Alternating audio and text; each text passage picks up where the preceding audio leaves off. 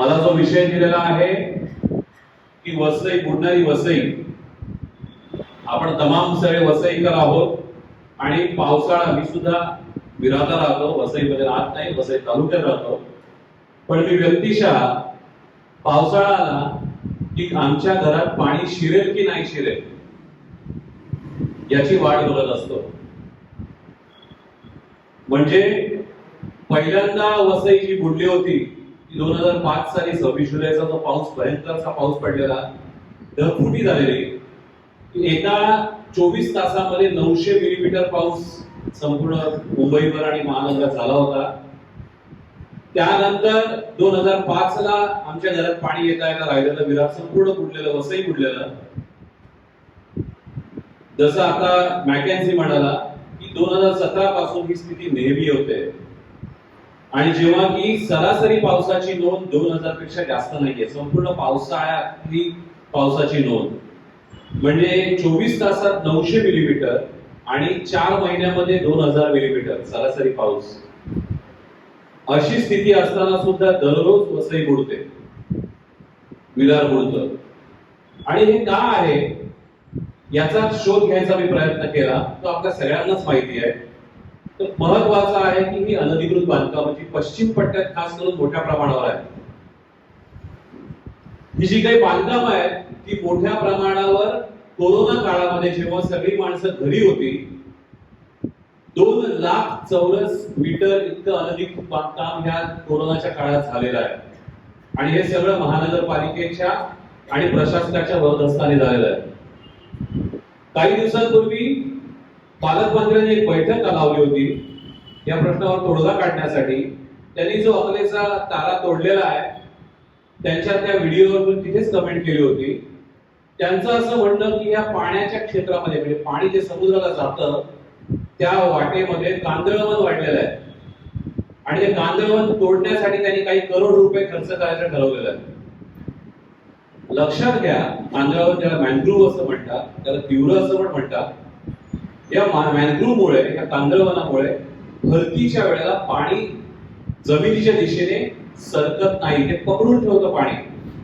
2005 ला 26 जुलैला जो पाऊस झाला आणि त्यानंतरची मुंबई आणि संपूर्ण MMR रिजन बुडला होता, त्याचं कारण हायकोर्टाने असं शोधून काढलेलं की मोठ्या प्रमाणावर कांदळवनाची केलेली कत्तल. म्हणजे आमचे पालकमंत्री आणि दोन्ही आमदार त्या दिवशीच्या बैठकीला उपस्थित होते. हे पुन्हा एकदा अकलेचे तारे तोडणार आहेत आणि पुन्हा एकदा ही कांदळवनाची कत्तल सरकारी खर्चाने करणार आहेत. म्हणजे आपण समजू शकतो यांना नियोजन आणि विकास नक्की काय कळतो तो. इथल्या वसईच्या आमदार स्नेहाताई संघर्ष करण्याला म्हटलं जातं. त्याने एका गोष्टीचा सातत्याने उल्लेख करतात की आमचं जी वसई तालुका आहे ना तो कपबशी सारखा आहे, कपबशी सारखा. मला माहिती आहे त्याचं चुनाव चिन्ह कपबशी होतं की काय, त्यांना खूप आवडतं वाटतं. त्या असं म्हणाला की ही कपबशी आहे, म्हणजे तिथून डोंगर आहे आणि इथून काहीतरी समुद्रामध्ये न जाण्यासाठी आणखी काहीतरी एक भिंत उभी आहे आणि त्यामुळे वसई तालुक्यामध्ये किंवा शहरामध्ये पाणी तुंबतं. तेव्हा मी बघितलं की वसई शहर, वसई जेव्हा मी म्हणतो तेव्हा वसई आणि विरार समजून घ्या. हे वसई शहराची समुद्रापासूनची उंची सरासरी 100 फुटापेक्षा जास्त आहे आणि इतकीशी उंची पुरेस आहे हे पाणी वाहून जाण्यासाठी. मला हे समजत नाही ही कपबशी 2017 पासूनच कशी काय जन्माला आली. त्याच्या आधी बरी नव्हती कपबशी. बहुजन विकास आघाडीने या महानगरपालिका निवडणुकीमध्ये जाहीरनामा आणला. मला वाटतं त्यांना काहीतरी समज असेल विषयाची, पण ते सुद्धा नासमज किंवा बेजबाबदार निघाले. अर्थात ह्या दोघांच्याही, भाजप आणि बहुजन विकास आघाडीच्या वरदहस्ताने या लोकांनी अनधिकृत बांधकाम केलेली आहे. आणि या लोकांनी जो जाहीरनामा आणला त्या जाहीरनाम्यामध्ये असं म्हणतात की कुठेतरी ठाणे महानगरपालिकेने तिथे ठाणे खाडीमध्ये काही भराव टाकलेला आहे आणि तो गाळ साफ केलेला नाहीये म्हणून तिथलं पाणी इथे येत आहे. याचा अर्थ असा होतो की हे दोन्ही लोक हा प्रश्न सोडवणार नाहीये. यांना प्रश्नाची समज नाहीये असं नाहीये, त्यांना हा प्रश्न सोडवायचा नाहीये. जसं मगाशी दिवाणी म्हणाले की जय श्रीराम आणि तो कोणता तरी दुसरा देव उभारलाय, या दोघांमध्ये अडकवून जाती धर्माच्या नावाने दंगली घडवून मूलभूत प्रश्नांना बगल देण्याचं काम हे सर्रास करतात. जसे WWE ची लढाई बघितली असेल ना तुम्ही, WWE कसं खेळतात की खूप असं मारामारी केल्यासारखं दिसतं भासतं, पण हे प्रत्यक्षात नसतं. तशी WWE ची लढाई या दोघांची त्या तालुक्यात सुरू आहे. त्यामुळे या प्रश्नांना हे सगळं उभं आहे. निरीचा अहवाल होता, national environmental engineering research institute नावाची जी संस्था आहे आणि IIT, या दोघांनी मिळून एक अहवाल तयार केला आणि त्यामध्ये त्यांनी कारणं शोधली की नक्की वसई का बुडते. अनधिकृत बांधकाम, कांदळवनांची कत्तल, त्यानंतर पाण्याच्या मध्ये जे भराव टाकलेले आहेत, जे नैसर्गिक स्रोत होते, पावसाला असतील किंवा धरण तलाव असतील, हे बुजवण्यात आले, जे आरक्षित जमिनी होत्या त्या बुजवण्यात आल्या आणि ह्या सगळ्या उघड्या करण्यासाठी त्यांनी 300 कोटी रुपयाचा प्रस्ताव ठेवलेला 2018 साली सरकारकडे आणि महानगरपालिकेकडे जो 4000 कोटी रुपयाचा बजेट मांडतात, यांच्याकडे एवढा पैसा नाही असं त्यांनी सांगितलं. त्यामुळे दरवर्षी ह्या पावसामुळे जे आपण बुडतो त्यामुळे 300 कोटीपेक्षा जास्त रुपयाचं नुकसान इथल्या वसई विरारकरांचं होतं. ही सगळी परिस्थिती जी आहे, काही दिवसांपूर्वी आमचे मित्र आहेत जॉन परेरा साहेब, त्यांनी एक RTI टाकून एक माहिती मिळवली की बाबा रे, जर उद्या अशी परिस्थिती निर्माण झाली, DRF तर येतेच, पण आमच्या विरारच्या जे नंदाखालमध्ये जर अशी परिस्थिती निर्माण झाली तर महानगरपालिकेकडे काय उपाययोजना आहे. महानगरपालिका म्हणाली, आमच्याकडे ना सक्शन मशीन आहे, पंप लावून आम्ही ते पाणी बाहेर काढणार आहोत. मग समजा जर पंप लावून बाहेर काढण्याच्याही पलीकडे पाणी साचलं तर काय करा. आमच्याकडे बोटी आहेत सांगितलं, बोटी. हा निर्लज्जपणाचा कळस आहे. गेंड्याच्या कातडीपेक्षाही जाड कातडी असलेले हे राजकारणी आहेत. हे जबाबदार नाही आहेत. या इथली वसईकर जनता जबाबदार आहे की या नालायक लोकांना आपण निवडून देतो. हे बंद करा. वसई विरारमध्ये समस्या हजारोंच्या संख्येने समस्या आहेत. मच्छर बघा, 24व्या माळ्यावर राहणाऱ्या लोकांना सुद्धा टॉवर मध्ये मच्छर, अतोनात मच्छर झालेले आहेत. पावसाळ्यामध्ये काही दिवसांपूर्वी गेल्या वर्षी एक आमची महिला भगिनी विरारमध्ये आमदारांच्या, तेव्हाच्या आमदारांच्या हाकेच्या अंतरावरच्या सिग्नलवर रात्री सकाळच्या अंधारात खड्ड्यामध्ये, पावसाळ्याच्या दिवसामध्ये पाणी साचलेलं, तिला खड्डा दिसला नाही, ती पडून ती जागच्या जागी मेली. आम्ही त्या कॉन्ट्रॅक्टरवर आणि त्या आयुक्तांवर गुन्हा दाखल करा म्हणून आंदोलन केलं, तर पोलिसांनी काय केलं, त्या महिलेच्या नातेवाईकांना जाऊन गाठलं आणि त्यांना सांगितलं की ह्या आंदोलनकारांच्या लोकांच्या नादाला लागू नका आणि जर असं लागला तर तुम्हाला इन्शुरन्सचे पैसे मिळणार नाही. काय संबंध याचा? आणि असं करून त्यांनी त्यांच्याकडून असं लिहून घेतलं की माझी कोणाच्या विरोधात काही तक्रार नाही.